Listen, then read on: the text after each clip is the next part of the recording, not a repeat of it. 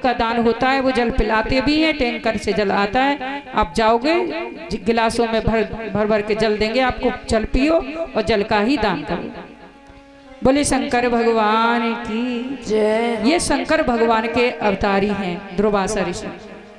अम्बरीश को संकट में डाल दिया था, अब वो कथा छेड़ दूंगी मैं तो समय निकल जाएगा। बोले शंकर भगवान की जय हो। एक बार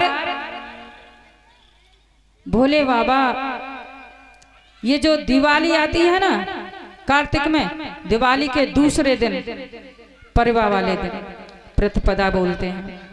प्रतिपदा को भोलेनाथ ने 2 पासे बनाए, 2 पासों की रचना की और 2 पासों की रचना की और माता पार्वती से कहने लगे, देवी आज हमने एक खेल बनाया है, इससे प्रारब्ध बस, जैसे कोई किसी के भाग्य में निर्धन होना लिखा है और वो बहुत धनवान है, निर्धन होना लिखा है और कोई उसका रास्ता नहीं है निर्धन होने का, तो ये पासों से खेलेगा निर्धन हो जाएगा। किसी के भाग्य में धनवान होना लिखा है और कोई रास्ता नहीं है धन आने का, तो इससे धनवान हो जाएगा। प्रारब्ध बस उसके कर्मों के अनुसार, मतलब जो उसके भाग्य में लिखा है। देवी बोली कि कौन सी क्या चीज है वो, कि ये 2 यक्ष बनाए हैं हमने, यक्ष क्रीड़ा। देवी को समझाया कि इनसे खेला जाता है।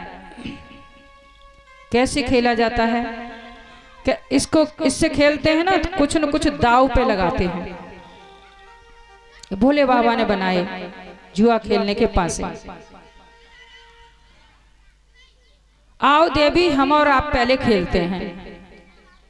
भोले बाबा ने देवी को खेलना सिखा दिया और भोले बाबा बोले कि मैं अपना एक लोक पाताल दाव पे लगाता हूं। देवी आप क्या लगाओगी? देवी ने कहा कि जैसे भुवन आपके हैं वैसे मेरे भी हैं, हमारा आपका कुछ बटा थोड़ी है, लेकिन मैं आप भुवन नहीं लगाऊंगी, मैं अपने आवरण अपने आभूषण लगाऊंगी दाव पे। और उन्होंने अपने आवरण दाव पे रख दिए। भोले बाबा ज्यादा ध्यान नहीं देते, वो अपने मस्त रहते हैं। अब खेल हो रहा है, देवी जीतती जा रही है, जीतती जा रही है, भोले बाबा ध्यान ही नहीं दे रहे क्या हो क्या रहा है। 3 लोग 14 भुवन मैया ने भोले बाबा के सब जीत लिए। अब गंगा पे नौबत आई, गंगा जीत ली, चंद्रमा जीत लिया, वृषभ जीत लिया, बाघंबर जीत लिया, डमरू जीत लिया, यानी कि भोले बाबा कंगाल हो गए, कुछ बचा नहीं, सब कुछ हार गए। एक बार गौरा शिव शंकर खेले पंसा सारे, एक बार गौरा शिव शंकर खेले पंसा सारे, गौरा ने बाजू मारी हारे गए त्रिपुरारे, गौरा ने बाजी मारी हारे गए त्रिपुरारे। एक बार गौरा शिव शंकर खेले पंसा सारे, गौरा ने बाजू मारी हारे गए त्रिपुरारे, गौरा ने बाजी मारी हारे गए त्रिपुरारे।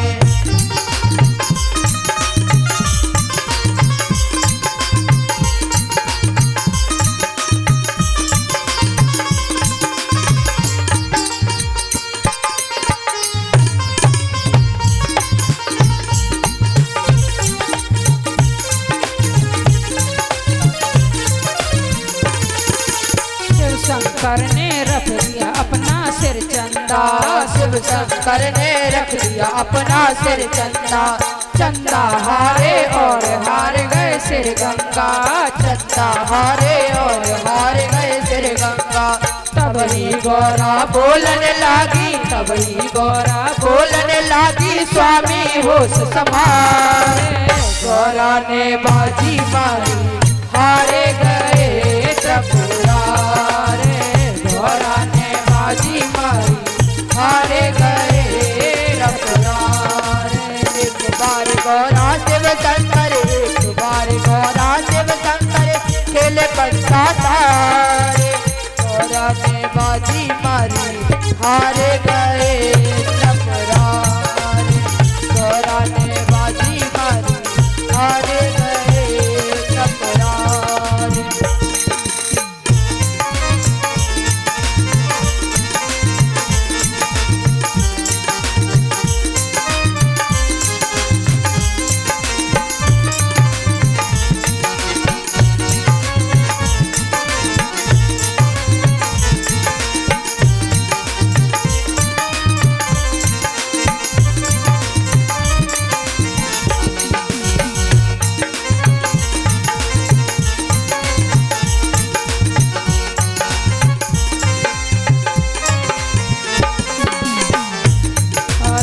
शंकर ने रख दई अपनी गलमाला, शिव शंकर ने रख दई अपनी गलमाला। माला हारे और हार गए मृगशाला, माला हारे और हार गए मृगशाला। तब ही गौरा बोलने लागी, तब ही गौरा बोलने लागी, स्वामी होश संभाले। गौरा ने बाजी मारी, हारे गए त्रिपुरारे। गौरा ने बाजी मारी, हार गए त्रिपुरारे।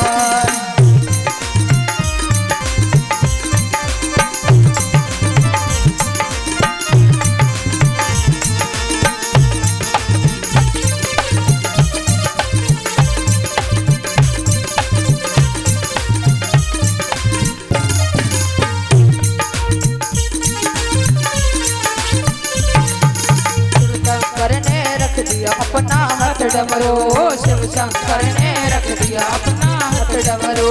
डमरू हारे और हार गए पग घुंघरू, डमरू हारे और हार गए पग घुंघरू। तब ही गौरा बोलने लागी, तब ही गौरा बोलने लागी, स्वामी होश संभाले।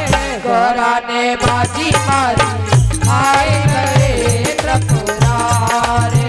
गौरा ने बाजी मारी, हारे गए त्रिपुरारे। एक बार गौरा शिव शंकर, एक बार गौरा शिव शंकर, खेले पंचा सारे। गौरा ने बाजी मारी, हारे गए त्रिपुरारे। गौरा ने बाजी मारी, हारे गए त्रिपुरारे।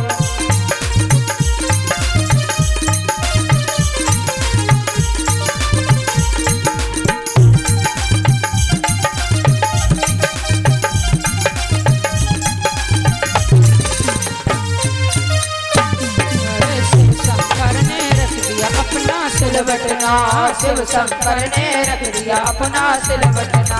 बटना हारे और हार गए भंगुटना, बटना हारे और हार गए भंगुटना।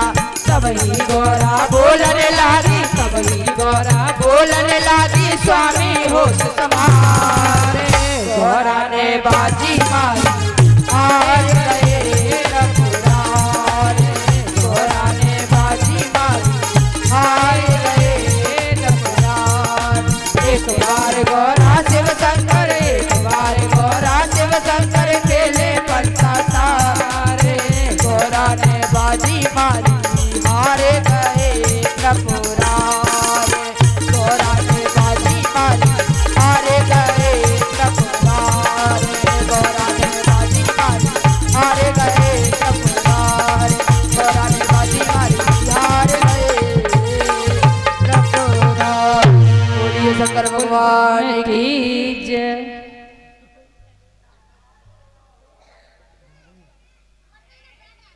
बोले शंकर भगवान की जय हो। ओम नमः पार्वती पते हर हर महादेव। अब भोले बाबा कहने लगे कि देवी हमें हमारा बाघंबर दे दो। देवी ने हंस करके कह दिया कि जीता हुआ सामान वापस करना पड़ेगा, ये तो तय नहीं हुआ था। भोले बाबा देवी की बात से कुछ रुष्ट हो गए और जैसे थे दिगंबर ही वहां से चले गए। और जहां माता पार्वती ने तपस्या की थी, जहां पहले भोले बाबा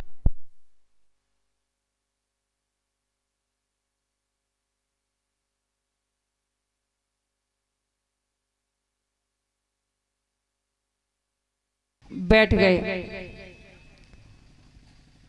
घर से बहुत दूर, जहां पहले तपस्या की थी वहीं जाकर के बैठ गए भोले बाबा।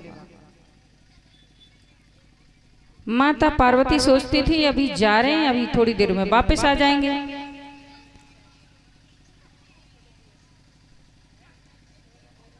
भोले बाबा वापस नहीं आए और कार्तिकेय खेलते हुए कहीं से आए और कहने लगे कि अम्बा महेश्वर कहाँ हैं? उनका वृषभ भी यहीं पे बंधा है, बाबा कहाँ गए? कहने लगी कि बेटा आज नहीं, महेश्वर के पास चले गए। बोले बाबा आप यहाँ क्यों बैठे हैं, घर चलिए। तो उन्होंने कहा हम घर नहीं जाएंगे, क्योंकि तुम्हारी माँ ने हमें जीत लिया। माँ ने जीत लिया कि हाँ, कैसे जीत लिया? कि ये पूरी त्रिलोकी हमसे जीत ली। कैसे? भोले बाबा ने सारी घटना बताई। कार्तिकेय ने कहा तो हमें बताओ कि कैसे खेला जाता है वो खेल।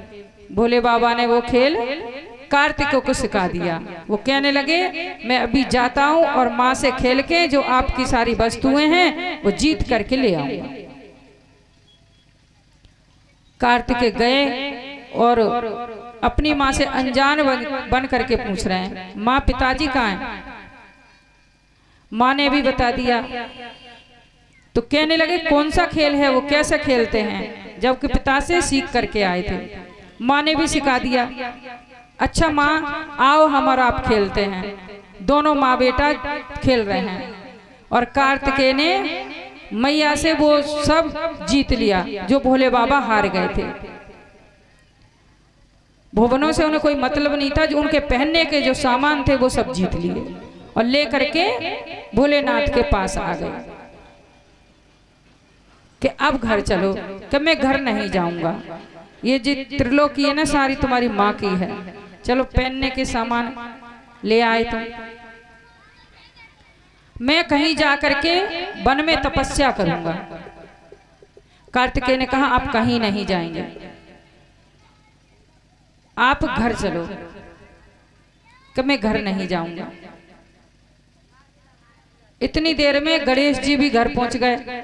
गणेश जी ने भी पूछा कि माँ सब कुछ यहाँ है, उनका चंद्रलेखा यहाँ पे है और ये वृषभ उनका यहाँ है, बागंबर यहाँ है, पिताजी कहाँ हैं?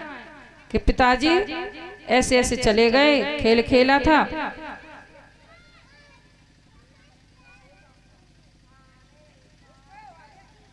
बोले शंकर भगवान की जय हो। गणेश जी ने भी खेल सीख लिया।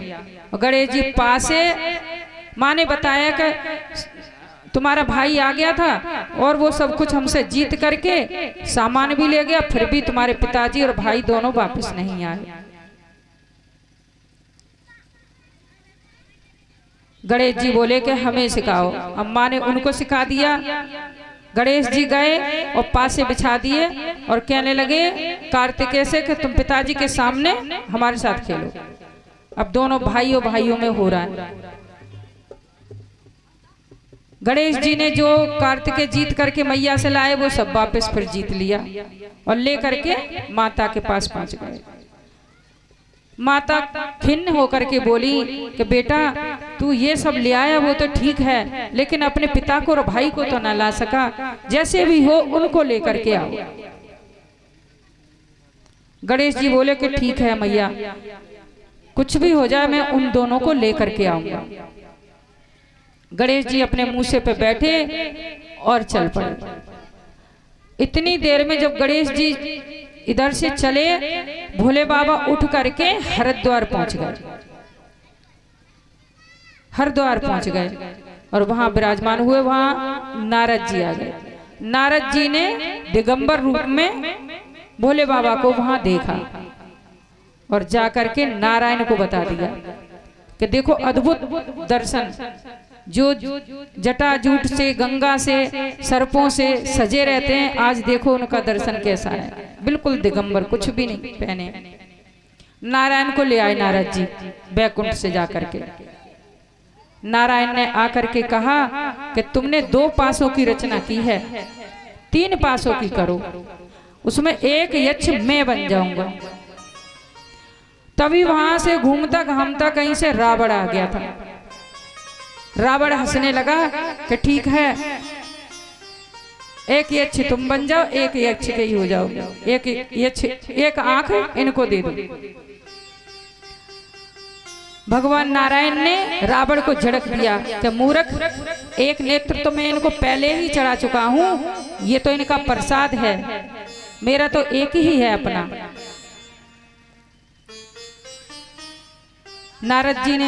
नारायण ने कहा तू कैसे बिलाव की तरह घूर घूर के देख रहा है, बिलाव बन जा। वो रावण जो था ना, बिलाव बन गया। नारद जी हंसने लगे और कहने लगे अब अच्छा हुआ। इधर गणेश जी आ रहे हैं अपने मूसक पर बैठ करके दोबारा से खेल खेलने के लिए, और ये बिलाव बन गया और ये म्याऊं म्याऊं करेगा तो उनका चूहा डर के भाग जाएगा और फिर वो खेल नहीं खेल पाएंगे। नारद जी का इशारा रावण ने समझ लिया और जैसे गणेश जी आधे रास्ते में पहुंचे और उसने बिल्ली बन के आकर आगे जाकर के म्याऊं म्याऊं कर दिया और गणेश जी का चूहा गणेश जी को लुढ़का करके और भाग गया। गणेश जी एक तो पेट मोटा, लंबोदर, धीरे धीरे चल के जैसे तैसे वहां पहुंच गए और कहने लगे पिताजी घर चलो, आपको माँ ने सादर बुलाया है, आदर से बुलाया है। पिताजी ने कहा कि ठीक है हम चलेंगे जरूर। तब तक नारायण एक पासा बन गए, एक यक्ष बन गए। गणेश जी बुद्धि के दाता हैं, वो सब जान गए वहां का खेल। गणेश जी ने समझ गए थे। भोले बाबा बोले हम चलेंगे तुम्हारे साथ, पर तुम्हारी माता हमारे साथ अब 3 यक्षों से खेलेगी तब। तो हमारी माँ को सब शर्तें मंजूर हैं, तुम चलो। अब नारद जी, नारायण तो पासा बन गए, नारद जी और बिलाव बना हुआ रावण और कार्तिकेय, गणेश जी और भोले बाबा ये कैलाश पे आ गए। अब घर पे आ गए तो माता भी थोड़ी प्रसन्न हो गई। भोले बाबा ने हंस करके कहा कि देवी अब मैंने दूसरी विद्या का रचना किया है, अब तुम हमारे साथ खेल करके जीत करके दिखाओ, तब हम तुम्हें जाने। माता ने कहा, उन्होंने भी हंस के कह दिया कि ठीक है खेल लेंगे, लेकिन आप दाव पर क्या लगाओगे? आपका तो पहले ही मैंने सब कुछ जीत लिया था और मुझसे भी जीत के तुम्हारा पुत्र ले गया, अब क्या दाव पे लगाओ? तुम्हारे पास कुछ है तो है नहीं। भोले बाबा लज्जित हो गए, उन्होंने अपना सिर नीचे कर लिया। नारद जी हंसने लगे और नारद जी ने कहा महादेव की तरफ से मैं दाव पे लगाता हूँ अपने कोपिन, अपना जनेऊ, अपनी खड़ताल जो उनके पास था सब दाव पे रख। ये महेश्वर की तरफ से दाव है। अब दोनों तरफ से दाव खेले जा रहे हैं।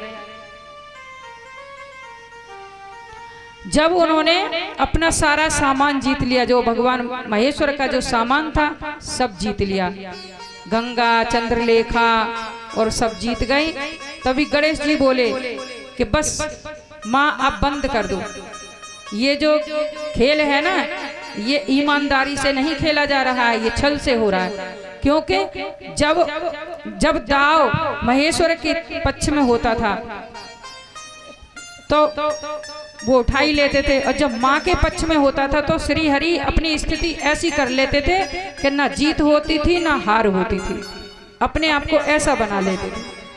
तो सारे दाव भोलेनाथ की तरफ जा रहे थे। गणेश जी ने रोक दिया, बस अब इतना ठीक है, ईमानदारी से नहीं खेला जा रहा है। इसमें माँ श्री हरि पासा बने हुए हैं, मैं सब जानता हूं। माँ को क्रोध आ गया, मेरे साथ छल, मेरे साथ छल हुआ है, मैं किसी को छोड़ूंगी नहीं, मैं सबको साफ दूंगी। कार्तिकेय को साफ दिया मैया ने कि तुम हमेशा बालक बने रहो, तुम ना बड़े हो ना, यही तुम्हारा, जितने बड़े हो उतने ही बड़े रहो, स्त्री का सुख तुम्हें कभी ना मिले, क्योंकि तुमने पिता का पक्ष लिया और माँ से झूठ बोले। नारद जी को कहा कि तुम ज्यादा इधर उधर की भिड़ाते रहते हो ना, सबके घर में कले मचाते रहते हो, तुम एक जगह कहीं टिको ही ना, भ्रमण करते रहो। तभी गणेश जी ने कहा, माँ ये जो है ना बिलाव बना हुआ है, ये रावण है, इसने आगे बढ़ करके और मेरे मूसे को डरा दिया, और मूसे को मुझे रास्ते में ही लुढ़का के चला गया, मैं बड़ी मुश्किल से वहां तक पहुंचा, और माँ को और क्रोध आ गया। अच्छा मेरे बच्चे को डराया तूने, तुझे ये श्री हरि ही मारेंगे, तू रमा का हरण करेगा और ये तेरा वध करेंगे, ऐसा साफ माँ ने दे दिया। महादेव को कहा तुम्हारे सिर पे हमेशा गंगा का भार बना रहेगा। माँ ने किसी को नहीं छोड़ा, सबको साफ दे दिया। श्री हरि अपने स्वरूप में आ गए, देवता भी वो भी सोचने लगे हम भी साफ देने लायक है, हम भी दे सकते हैं। नारद जी ने कहा अब माँ को कोई साफ नहीं देगा, क्योंकि माँ ने जो भी हमें साफ दिया है वो हमारे लिए वरदान स्वरूप है, वरदान स्वरूप है। क्योंकि शिव के मस्तक पे जो गंगा है ना, उनकी विष की ज्वाला शांत करने के लिए, उनके लिए फायदेमंद ही है। उनके गले में, कंठ में विष है तो वो शीतलता बनी रहेगी, इसलिए इनके लिए अच्छा ही है। नारद जी ने कहा कि मेरे लिए भी अच्छा है, मैं अकेला हूँ और मुझे एक जगह टिकना भी नहीं चाहिए, मैं तो परिग्रही रहूं, घूमता रहूं, वो ही चाहिए। और नारद जी कुछ नाद करने लगे, उछलने कूदने लगे, सबको हंसाने की कोशिश करने लगे। कार्तिकेय ने कहा मेरे लिए भी माँ ने जो साप दिया है मेरे लिए वरदान है, क्योंकि गृहस्थ में पड़ के दुख ही दुख मिलते हैं, हम तो भजन करेंगे। वो भी चले गए। इसी तरह एक दूसरे का समर्थन सबने किया। माँ से कहा तुम वरदान मांगो, उन्होंने कहा कि मेरा यही वरदान है कि अब हम में तुम में कभी झगड़ा ना हो, चाहे मैं 100 बार हार जाऊं, चाहे तुम 100 बार हार जाओ, मैं जीत जाऊं, तो हमारा सामान हमारे पास ही रहे। ये ना हो कि इसका हो गया कि उसका हो गया। सबने समर्थन किया और झगड़ा शांत हुआ। श्री हरि अपने बैकुंठ लोक को चले गए। नारद जी ने कहा ये इसको रावण को मारेंगे तो इसमें भी इसका भलाई है, क्योंकि रमा का हरण करेगा तो ये मारेंगे। सब अपने अपने धाम को चले गए। बोले शंकर भगवान की जय, उमापति महादेव की जय। ओम नमः पार्वती पते हर हर हरे हरे महादेव। जय जय श्री राधे।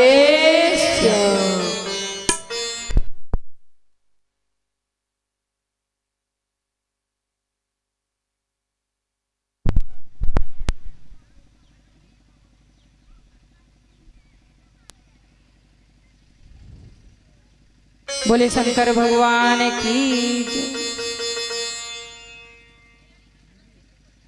ओम नमः शिवाय, हरि ओम नमः शिवाय, ओम नमः शिवाय, हरि ओम नमः शिवाय, ओम नमः शिवाय, ओम नमः शिवाय, ओम नमः शिवाय, हरि ओम नमः शिवाय, ओम नमः शिवाय, हरि ओम नमः शिवाय, ओम नमः शिवाय, ओम नमः शिवाय, ओम नमः शिवाय, हरि ओम नमः शिवाय, ओम नमः शिवाय, हरि ओम नमः शिवाय, ओम नमः शिवाय, ओम नमः शिवाय, ओम नमः शिवाय, हरि ओम नमः शिवाय, ओम नमः शिवाय, हरि ओम नमः शिवाय, ओम नमः शिवाय, ओम नमः शिवाय।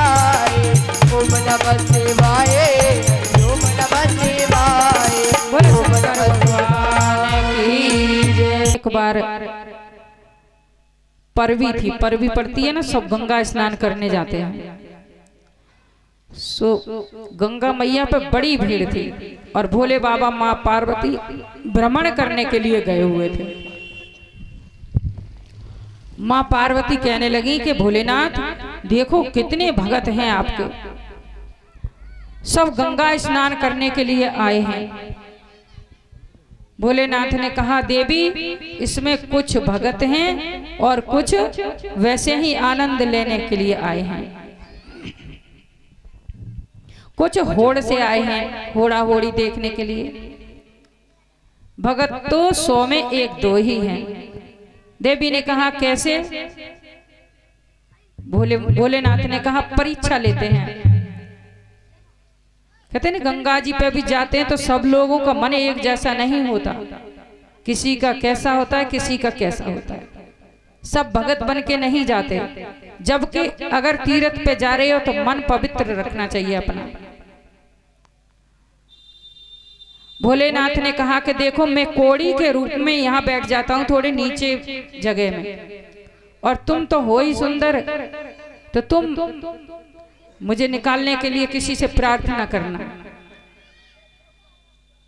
बहुत यात्री जा रहे थे, रास्ते में भोले बाबा एक गड्ढे से में बैठ गए, अपने आप को कोड़ी का रूप ले लिया।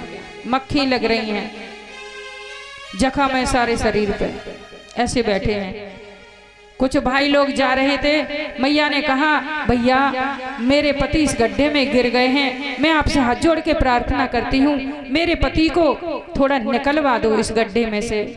और हाँ, जिसने 100 अश्वमेध यज्ञ किए हो ना, उसका हाथ लगने से मेरे पति का ये रोग दूर हो जाएगा। क्या आपने 100 अश्वमेध यज्ञ किए हैं? किसी ने नहीं कहा कि हमने किए हैं। सब आए और चले जाएं, ना हमने नहीं करे 100 अश्वमेध यज्ञ, हमने नहीं किए हैं। कोई कहे कोड़ी के पीछे क्यों पड़ी हो, तुम हमारे साथ चलो तुम्हें पूरा सुख मिलेगा।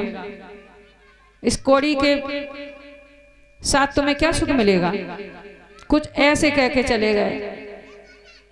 भोले बाबा मुस्कुरा रहे हैं, देवी देखो ये भगत हैं, तुम इतनी सुंदर हो, कोड़ी के पीछे क्यों पड़ी हो, हमारे घर चलो, रानी बन के रहना। कोई कुछ अपशब्द मतलब जैसे उनके मन में आए वैसे कहे। एक भगत आया, वो अपने घर से ही नंगे पैर चल के आ रहा था। गंगा मैया के लिए वो आता था तो नंगे पैर चल करके आता था। गौरा मैया बोली भैया क्या तुमने 100 अश्वमेध यज्ञ किए हैं? कि क्यों, आप क्यों पूछती हो? कि मेरे पति को कोढ़ हो गया है, इनको हाथ लगाओगे? किसी ने बताया है कि 100 अश्वमेध यज्ञ जिसने किए हो वो हाथ लगा देगा तो इनका रोग दूर हो जाएगा, कोढ़ ठीक हो जाएगा।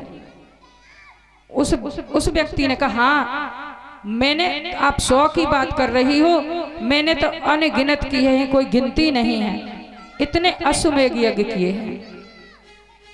माँ ने पूछा भैया तुम इतनी उम्र के लगते तो नहीं हो, उम्र तो तुम्हारी कमी लग रही है। 100 अश्वमेध यज्ञ करने का मतलब है कि हजारों वर्ष की आयु हो तब भी मुश्किल से पूरे हो पाते हैं।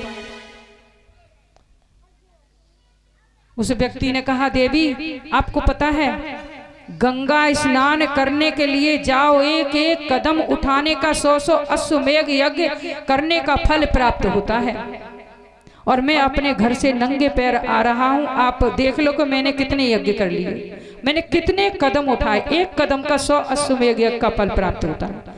श्रद्धा से अगर गंगा स्नान करने के लिए जाओ, भैया मेरे पति को निकलवा दो गड्ढे में से। हाँ बिल्कुल निकलवाएंगे, चिंता मत करो। और उस व्यक्ति ने भोले बाबा को हाथ पकड़ के उठाया, हाथ लगते ही भोले बाबा अपने स्वरूप में आ गए, स्वस्थ हो गए, और कहा देवी ये एक सच्चा भक्त है, बाकी तो सब आनंद लेने के लिए आए हैं। कुछ होड़ा होड़ी आए हैं, कुछ देखने आए हैं कि कितनी भीड़ है गंगा मैया पे, बस ऐसे ही है। भगत तो एक ये ही था सच्चा, और भगवान स्वस्थ हो गए, उसको भगवान के दर्शन प्राप्त हुए। सच्ची भक्ति बड़ी कामयाब होती है। बड़ी आनंददायी होती है। भक्ति मुक्ति सब कुछ दे सकती है, धन दौलत सब कुछ दे सकती है, पुत्र संतान सब कुछ दे सकती है भक्ति। श्रद्धा होनी चाहिए, क्योंकि विश्वास भगवान शंकर हैं और श्रद्धा मां पार्वती हैं। ये दोनों हृदय में आ जाए, किसी चीज की कमी नहीं। बोले शंकर भगवान की जय हो। उमापति महादेव की जय हो। ओम नमः पार्वती पते हर हर महादेव। तभी संत लोग कहते हैं कि साथ अच्छों का करना चाहिए, संगत अच्छी होनी चाहिए। कहते हैं भजन में भी आता, संगत कर अच्छे लोगों की। सत्संग किसको कहते हैं कि अच्छे लोगों का साथ ही सत्संग होता है, और दुष्ट लोगों का साथ किया तो अपना बहुत बड़ा नुकसान हो जाता है। कि दुष्ट हर तरह से दुखी करता है। तुलसीदास बाबा ने भी लिखा है कि दोनों संत असंत एक साथ ही पैदा होते हैं। संत बिछुड़ते समय दुख देते हैं और असंत मिलते ही दुख देने लग जाते हैं। संतों की महिमा बहुत बड़ी होती है। कैसे? जैसे एक भंवरा था, भंवरे की और एक कीड़ा होता ना गुबड़ीला, उसकी मित्रता हो गई आपस में। दोनों मित्र एक साथ रहते थे, एक साथ उठना बैठना, एक साथ ही घूमना फिरना होता था। एक दिन जो गोबर का कीड़ा था वो कहने लगा, भैया मित्र तुम हमारे घर आओ, मेरा घर बहुत बड़ा है, मैं जहाँ रहता हूँ बहुत बड़ा है। क्योंकि वो जहाँ रहता था बहुत बड़ी गोबर की माद थी, वहां पे वहीं रहता था वो। भंवरे ने कहा कि ठीक है भैया, मित्रता हुई है तो एक दूसरे के घर जाना आना तो लगा ही रहेगा, ठीक है हम आपके घर चलेंगे। और दूसरे दिन वो कीड़ा अपने घर भंवरे को लेकर के चला गया। भंवरे को जो फूल पे रहने वाला, खुशबू लेने वाला, उसको गोबर की सुगंध कहाँ अच्छी लगेगी, वो घबरा गया वहां। लेकिन मित्र है तो मित्रता निभानी पड़ेगी। कुछ देर वो वहां पे रुका उसके यहाँ, फिर कहने लगा ठीक है मित्र अब हम चलते हैं अपने घर। भंवरे ने कहा कि ठीक है मित्र, आपको मेरा घर कैसा लगा? भैया तुम्हारा घर तो बहुत बड़ा है और बहुत अच्छा है, बहुत अच्छा है। तब भंवरे ने कहा भैया मैंने आपका घर देख लिया, आपका घर तो बहुत अच्छा है, बहुत सुंदर है और बहुत बड़ा है, पर कभी आप इस गरीब की झोपड़ी में भी कदम रखना, ये बड़े लोगों का स्वभाव होता है। भैया आप कभी इस गरीब की झोपड़ी में भी कदम रखना। दूसरे दिन भंवरे ने कहा भैया मेरे घर चलोगे क्या?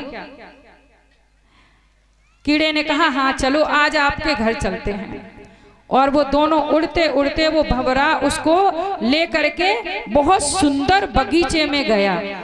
इतना सुंदर बगीचे में अनेक प्रकार के कमल के, सूरजमुखी के, गुलाब के, अनेक प्रकार के फूल सुंदर सुंदर खिले हुए हैं। वो कीड़े का तो भाग्य सुधर गया। वो कहने लगा भैया तुम्हारा तो घर गजब का है, ये घर क्या है? ये तो स्वर्ग है।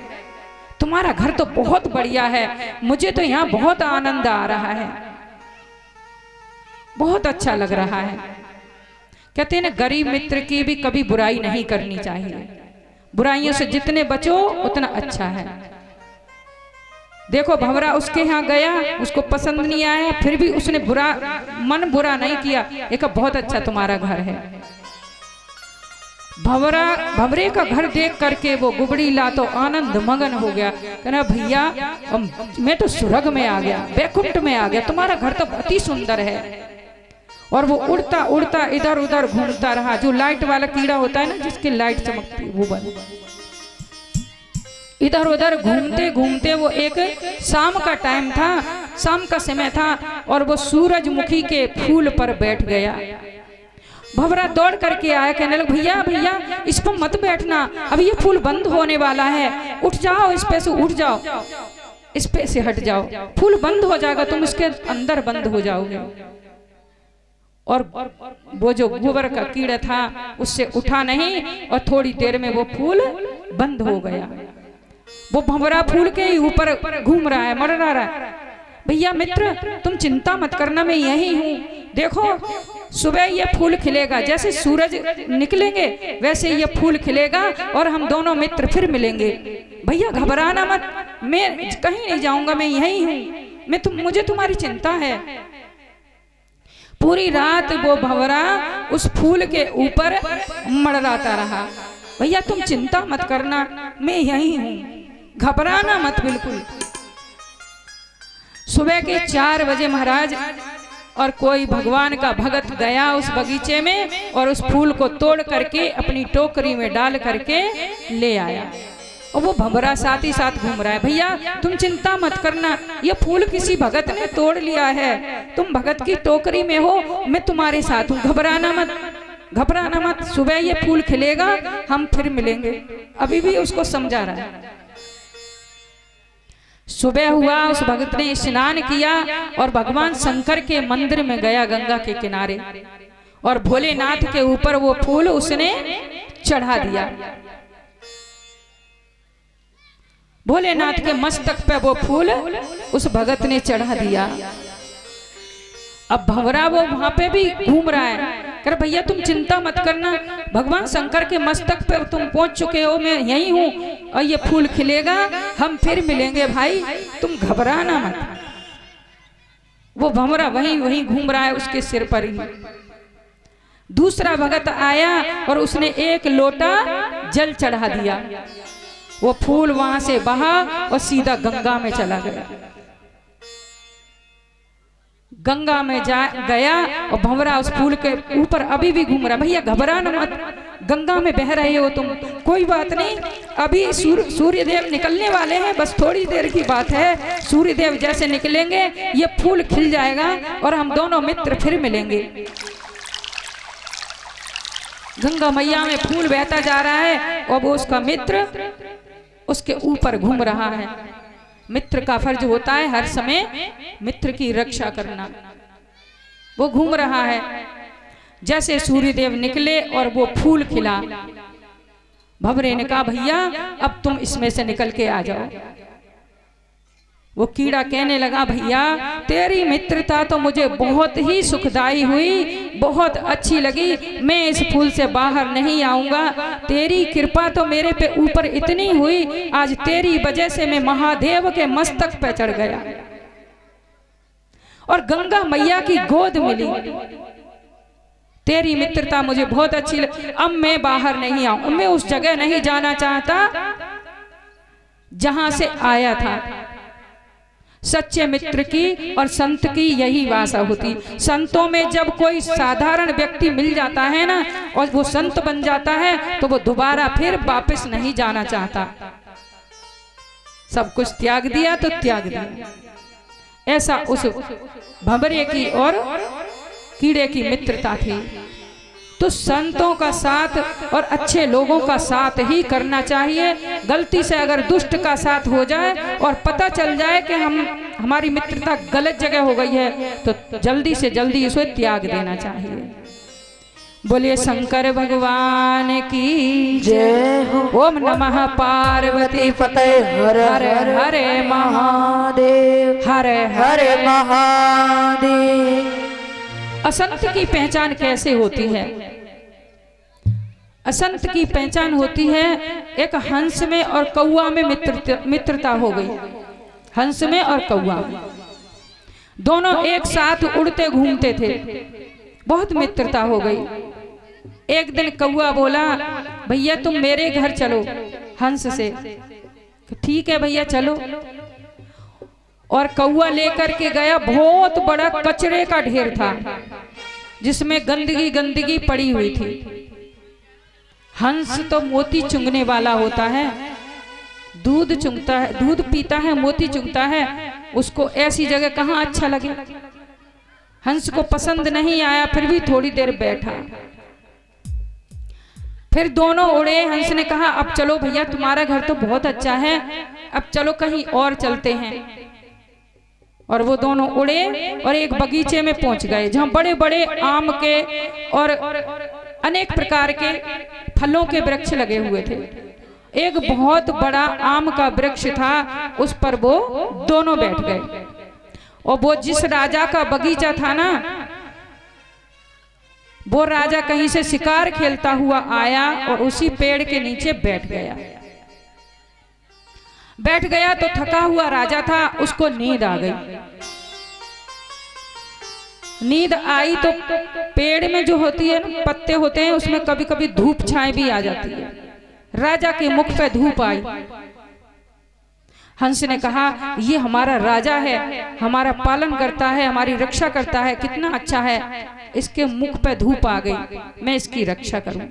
और वो जहां से धूप आ रही थी, हंस अपने पंख फैला करके बैठ गया। लेकिन कौवा कुटिल होता है, कौवा की आदतें अच्छी नहीं होती। हंस बैठ के छाया कर रहा है राजा के ऊपर। कौवे ने कहा, भैया क्या कर रहे हो? कि ये हमारा राजा है, कितना अच्छा है, हम प्रजा इसी की राज्य में सुखी हैं, ये हमारी हर तरह से रक्षा करता है। कौवा ने कहा, अच्छा ये बात है? कि हाँ भैया यही बात है। अच्छा तो आपने सेवा बहुत कर ली, थोड़ी हमें भी सेवा करने दो। हंस ने कहा, बहुत अच्छी बात है, सेवा करने वाली आदत तो अच्छी है, आप भी सेवा कर लो। हंस हट गया और कौवा वहां पर बैठ गया, और कौवा ने बैठते ही उसके मुख पे बीट कर दी। राजा का पूरा मुख बीट में सन गया और कौवा उड़ करके चला गया। हंस ने देखा राजा के ऊपर धूप आ रही है, वो अपना पंख फैला करके बैठ गया। तभी राजा की आंख खुली और राजा ने सोचा कि कौन पक्षी बैठा है, इसने मेरा पूरा मुख गंदा कर दिया। और राजा ने बाण मारा और बाण हंस को लगा।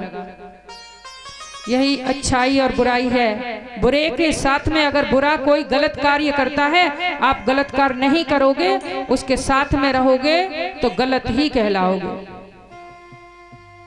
हंस के बाण लगा और नीचे गिरा हंस आकर के। राजा ने उसे उठाया कर, ये तो हंस है। हंस ने कहा, राजन दोष किसी और का था, सजा मुझे मिली है, ये मेरा दोष नहीं था, ये तो कौवे का दोष था। कौवे ने बीट करी और सजा मुझे मिल गई। राजा को भी प्रायश्चित हुआ और उसने उसकी जितनी देर वो जिया, राजा ने सेवा करी और उसके प्राण पखेरु उड़ गए। राजा ने अपने हाथ से उसका संस्कार किया। ये उसके पुण्य कर्मों का फल था। और पाप कर्मों का फल था कि कौवे के साथ किया, उससे उसको दुख पहुंचा।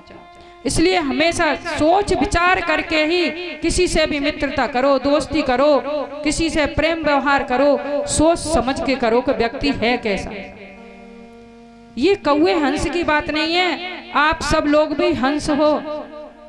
कभी कौवे जैसे व्यक्ति से मित्रता मत करना। बोले शंकर भगवान की जय। ओम नमः पार्वती पते। हरे हरे महादेव, हरे हरे महादेव। जय जय श्री राधे श्याम, जय जय श्री राधे श्याम। शिव को जीवन सौंप दिया, शिव को जीवन सौंप दिया, अब चिंता नहीं है काल की। शिव को जीवन सौंप दिया, अब चिंता नहीं है काल की। भोले बाबा मेरे हैं, मैं बेटी हूँ महाकाल की। भोले बाबा मेरे हैं, मैं बेटी हूँ महाकाल की। शिव को जीवन सौंप दिया, अब चिंता नहीं है काल की। शिव को जीवन सौंप दिया, अब चिंता नहीं है काल की। भोले बाबा मेरे हैं, मैं बेटी हूँ महाकाल की। भोले बाबा मेरे हैं, मैं बेटी हूँ महाकाल की। मन को मंदिर बना के ज्योति जला दी है शिव नाम की। मन को मंदिर बना के ज्योति जला दी है शिव नाम की। भोले बाबा मेरे हैं, मैं बेटी हूँ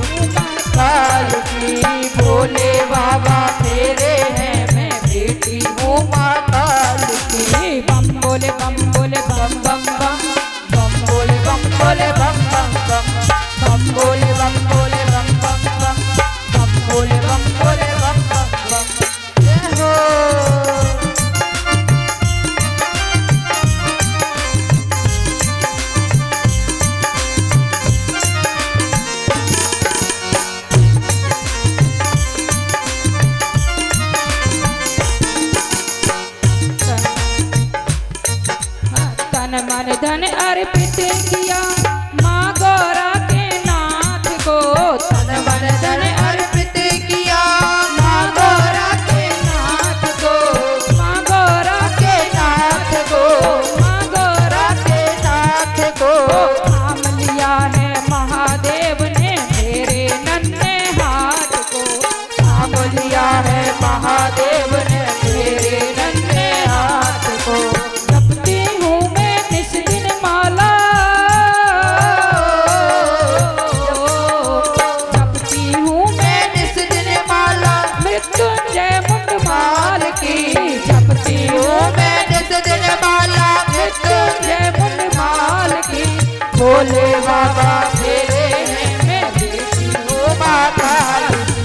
भोले बाबा तेरे हैं मैं बेटी हूँ माता की। मन को मंदिर बना के ज्योति जला दी है शिव नाम की। मन को मंदिर बना के ज्योति जला दी है शिव नाम की। भोले बाबा तेरे हैं मैं बेटी हूँ माता की। भोले बाबा मेरे हैं बेटी हूँ माता की। भोले बाबा तेरे हैं मैं बेटी हूँ माता की।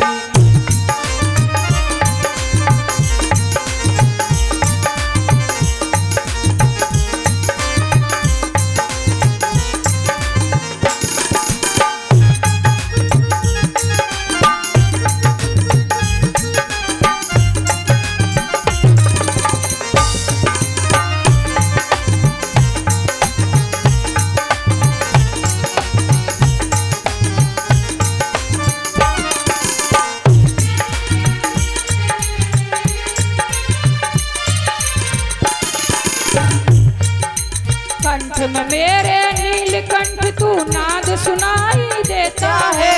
कंठ में मेरे नीलकंठ तू नाम सुनाई देता है। नाद सुनाई देता है। नाद सुनाई सुनाई देता है। हर धड़कन में महादेव तेरा नाम सुनाई देता है। हर धड़कन में महादेव तेरा नाम सुनाई देता है। हर धड़कन में महादेव तेरा नाम सुनाई देता है। तन पर मैंने भस्म रमाई ओ, तन पर मैंने भस्म रमाई। धक धक धूनी ज्वाला की। तन पर मैंने भस्म रमाई। धक धक धूनी ज्वाला की। भोले बाबा तेरे हैं मैं बेटी हूँ माता की। भोले बाबा तेरे हैं मैं बेटी हूँ माता की। मन को मंदिर बना के ज्योति जला दी है शिव नाम की। मन को मंदिर बना के ज्योति जला दी है शिव नाम की। भोले बाबा तेरे हैं मैं बेटी हूँ माता की। भोले बाबा तेरे हैं मैं बेटी हूँ माता की।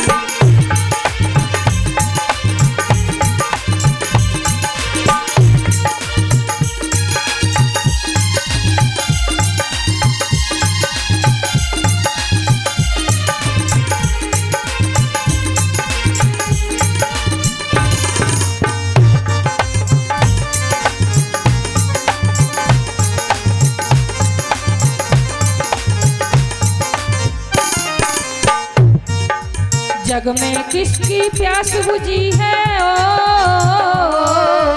जग में किसकी प्यास बुझी है। जग तो जागा सपना है। जग तो जिसका सपना है।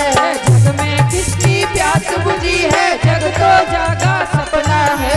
जग तो जागा सपना है। शिव चरणों में आई हूँ मैं शिव ही केवल अपना है। शिव चरणों में आई हूँ मैं शिव ही केवल अपना अपना है। जय हो जय हो जय हो जय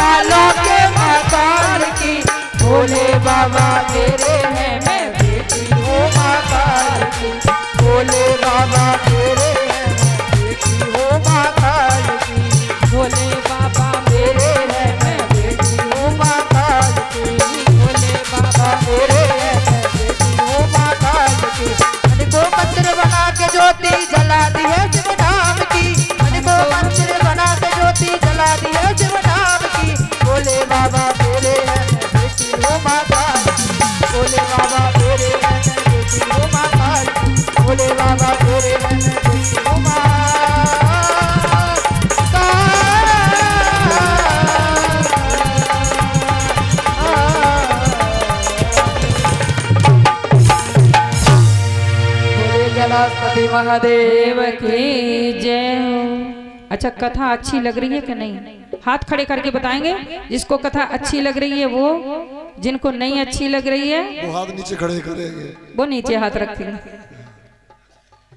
इन्हें अच्छी ना लग रही दोनों बहनों को। बोले शंकर भगवान की जय। ओम नमः पार्वती पते हर हर महादेव हर हर महादेव। देखो ऐसे ही एक जगह कथा हो रही थी, व्यास जी कथा कर रहे थे। अच्छा, एक बात है, कथा अच्छी लगे ना तो भोलेनाथ के लिए तालियां जरूर बजाया करो। तालियां बजाने से अपना ही फायदा होता है, इसलिए क्योंकि अशुभ रेखा मिट जाती है, शुभ रेखा हाथ में रह जाती है, इसलिए तालियां बहुत जरूरी होती हैं। भगवान की चाहे नारायण की कथा हो रही हो चाहे भोले बाबा की हो रही हो, तालियां अवश्य बजानी चाहिए। तो व्यास जी महाराज कथा कर रहे थे।